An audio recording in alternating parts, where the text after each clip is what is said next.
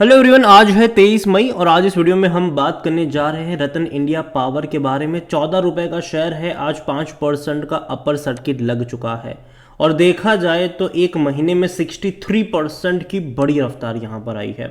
ये company fundamentally काफ़ी ज़्यादा वीक मानी जाती थी, लेकिन पिछले क्वार्टर में के जो नंबर्स आए हैं उसने पूरा सिस्टम यहाँ पर बदल दिया है। हालांकि इससे पहले से ही रफ्तार आ चुकी थी, पता नहीं क्यों, लेकिन इससे पहले से ही तेज़ी शुरू हो चुकी थी। शायद किसी को पता लग गया था कि नंबर अच्छे आने वाले हैं, तो देखा जाए तो बेहतरीन तेज़ी यहाँ पर देखने को मिल रही है, जो कि काफ़ी हैरानी वाली बात थी। और अब नतीजे के बाद ये तेज़ी और बड़ी देखने को मिल सकती है, क्योंकि नंबर्स जो आए हैं वो शानदार रिजल्ट्स है। यहाँ पर अगर आप पिछले एक साल का ग्राफ देखो तो 350% का ग्रोथ है। तीन रुपए का शेयर था, तेज़ी बनी थी यहाँ पर 12 पे जाने के बाद वापस 8 रुपए पर आया था और अब वापस से बड़ी रफ्तार देखने को यहाँ पर मिल रही है। इवन अगर आप 5 साल का ग्राफ देखो तो 500% का ग्रोथ है। इससे पहले अगर आप ग्राफ देखो तो तेज़ी गिरावट वाले ही देखने को मिल रहे थे, लेकिन अब की बार की जो तेज़ी है वो वाकई में बहुत बड़ी वाली तेज़ी यहाँ पर देखने को मिल रही है। और इस बार नंबर भी जो इनके निकल कर आए हैं वो वाकई में काफ़ी शानदार नंबर है। हालांकि उस नंबर में कुछ पेज भी है और बात भी करेंगे उसके बारे में। यहाँ पर आज वॉल्यूम देखो तो 1 करोड़ से भी ज़्यादा के शेयर ट्रेड होते नजर आए। बड़ी क्वांटिटी में यहाँ पर ट्रेडिंग हो रही है। इतना ही नहीं, कंपनी को लेकर अगर हम देखने की कोशिश करेंगे तो according to Moneycontrol user 88% लोग कह रहे खरीदारी करो, बेचने की बात कोई भी नहीं कर रहा, मैं भी नहीं करूंगा। 12% लोग कह रहे होल्ड करो। यहाँ पर देखो शॉर्ट टर्म के लिए मुझे लगता है कि चीज़ें बेहतर हो सकती है, लेकिन हाँ उसके बाद फिर आपको एक बड़े फॉल के लिए भी तैयार रहना पड़ेगा, ठीक है। क्योंकि तेज़ी जो अभी आ रही है वो एक मोमेंटम वाली तेज़ी है, वो एक अच्छे नंबर के चलते एक बड़े मोमेंटम वाली तेज़ी है। बाद में तो भैया आने वाला वक्त ही बताएगा यहाँ पर क्या हो रहा है। और जहाँ तक बात करी जाए इनके रिजल्ट्स को लेकर, तो सबसे पहले इनके पी रेशियो अगर हम देखेंगे तो 0.79 है, वो भी इस बार के जो नंबर्स आए हैं उसके बाद के एडजस्टेड है ये, वरना नेगेटिव में ही था क्योंकि कंपनी लगातार लॉस ही कर रही थी। प्रॉफिट आज तक इसने देखा नहीं है। ये वाला प्रॉफिट, ये वाला जो क्वार्टर है उसमें पूरा सिनारियो चेंज हो गया। सेक्टर पी 24 का है। अगर आप इनके फिनेंशियल्स की तरफ अगर हम नज़र करते हैं तो भाई साहब 11,630 करोड़ के इनका जो रेवेन्यू रहा, ठीक है, एक्चुअली में 11,630 करोड़ नहीं रहा है, रेवेन्यू से कम ही का रहा है। नंबर थोड़ा सा यहाँ पर गलत देखने को मिल रहा है। और यहाँ पर अगर आप देखो तो 10,000 करोड़ से भी ज़्यादा का प्रॉफिट हो गया। ये नंबर सही है, ये नंबर सही है। यहाँ पर अगर मैं आपको इनके इसकी तरफ ले चलूँ तो इस बार की जो इनकी इनकम हुई है वो 995 करोड़ के आसपास की हुई है। ये जो इनकम है आप खुद सोचिए कि 995 करोड़ की इनकम में 10,600 करोड़ का प्रॉफिट, ये किसी भी तरीके से जस्टिफाई नहीं करता है। लेकिन यहां पर एक चीज हुई है और वो है यहां पर एक्सेप्शनल आइटम। 10,635 करोड़ रुपए आए हैं एक्सेप्शनल आइटम की तरफ से, और ये वन टाइम वाला है, अगले क्वार्टर में ये नहीं होगा। और यही वजह है कि 995 करोड़ के रेवेन्यू में ये 10,665 करोड़ के आसपास का प्रॉफिट ये करता हुआ नज़र आ रहा है। लेकिन इस बार चलो ठीक है कि चलो एक्सेप्शनल आइटम, चलो मैं मान के चलता हूँ कि भले ही चलो अगले साल ना हो, अगले क्वार्टर में ना हो, लेकिन एक चीज़ अच्छी हुई है वो ये है कि भैया इनका खर्चा बहुत कम हो गया।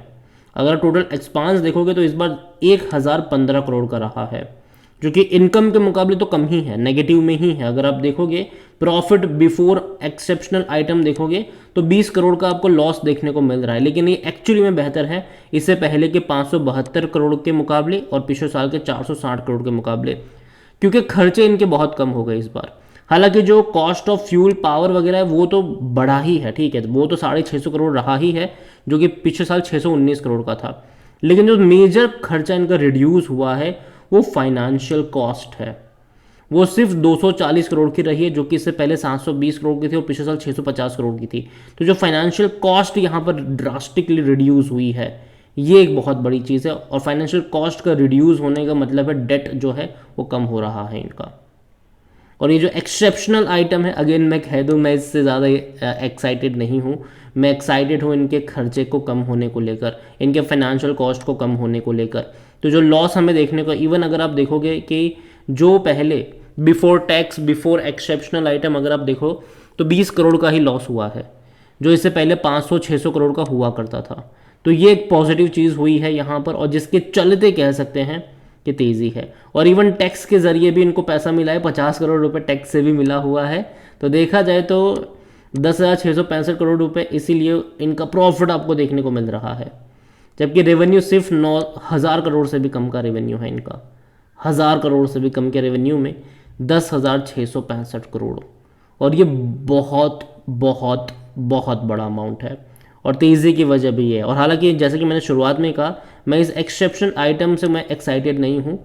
जो फाइनेंशियल कॉस्ट ड्रास्टिकली रिड्यूस हुआ है, जो सिर्फ 20 करोड़ का ही लॉस हुआ है इससे पहले का, वो मुझे बेटर लग रहा है यहाँ पर। लेकिन अगर हम शेयर होल्डिंग के बारे में देखें तो प्रमोटर की होल्डिंग 44.06% की है, और उनमें से भी तकरीबन 39% का स्टेक गिरवी है। 0.08% म्यूचुअल फंड के पास है, 6.59% डोमेस्टिक के पास है, 2.03% एफआईएस लेकर बैठे हैं। रिटेल और अदर की मिलाकर 47.24% की होल्डिंग है, जिनमें से रिटेल इन्वेस्टर 18.36% पर, जो अदर पार्टीज है वो 28.88% का स्टेक यहाँ पर लेकर बैठे हुए हैं। यहाँ पर अगर बात करी जाए रतन पावर को लेकर, तो जैसे कि मैंने पहले ही कहा, ये पहला क्वार्टर है जहाँ पर इन्होंने प्रॉफिट देखा हुआ है, वरना इससे पहले कि दिसंबर से लेकर अब तक देखोगे तो 400 करोड़ का लॉस था, 500 करोड़ का लॉस था, अगेन 400 करोड़, 500 करोड़, 600 करोड़ तक के लॉसेस देखने को मिल रहे थे। ये पहला क्वार्टर है जहाँ पर इन्होंने प्रॉफिट देखा है, और सबसे अच्छी बात यहाँ पर यह है कि इनके खर्चे कम हुए हैं, वरना पहले यही था कि जितना रेवेन्यू उतना लॉस होता था इनको, क्योंकि काफ़ी ज़्यादा नेगेटिव था। और ये बड़े लंबे अरसे बाद कोई पॉजिटिव चीज़ आई है, तो कहीं ना कहीं मुझे लगता है कि ये जो पॉजिटिव चीज़ यहाँ पर निकल कर आई है, ये जो पॉजिटिव नंबर निकल कर आए हैं, ये इनको हेल्प करेंगे। हालांकि अगेन मुझे अभी भी लगता है कि लॉन्ग टर्म के लिहाज से पावर सेक्टर में ना जो बड़ी कंपनीज़ है वो ही बड़ा पैसा छापेगी, चाहे वो अदानी हो, चाहे वो टाटा हो, चाहे वो अंबानी हो, चाहे वो गवर्नमेंट कंपनी भी क्यों ना हो।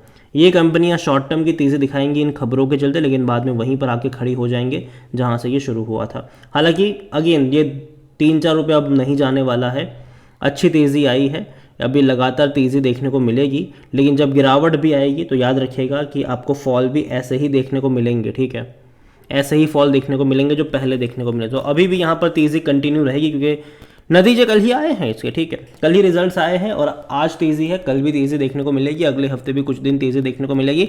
लेकिन उसके बाद जब फॉल देखने को मिलेगा तो वो ड्रास्टिकली फॉल यहाँ पर भी आपको देखने को मिलेगा, तो उसके लिए भी तैयार आपको रहना पड़ेगा।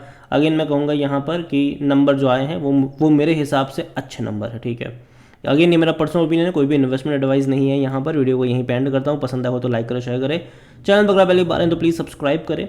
और रतन इंडिया पावर के बारे में आप क्या सोचते हैं वो भी आप मुझे कमेंट में लिखकर बता सकते हैं। इसके अलावा एक और कंपनी है रतन इंडिया एंटरप्राइज, 77 रुपीज़ का ये शेयर है, और यहाँ पर अगर आप देखोगे तो एक बड़ी तेज़ी आई थी, यहाँ पर भी 90 रुपये से ऊपर शेयर गया था, बाद में करेक्शन अभी देखने को मिल रहा है। और अगर आप चाहते हैं कि मैं इसके ऊपर भी एक डिटेल वीडियो बनाऊँ तो कमेंट में इसका भी नाम लिखिएगा। जितनी ज़्यादा कमेंट आएगी उतना ही जल्दी वीडियो आएगा। Thank you.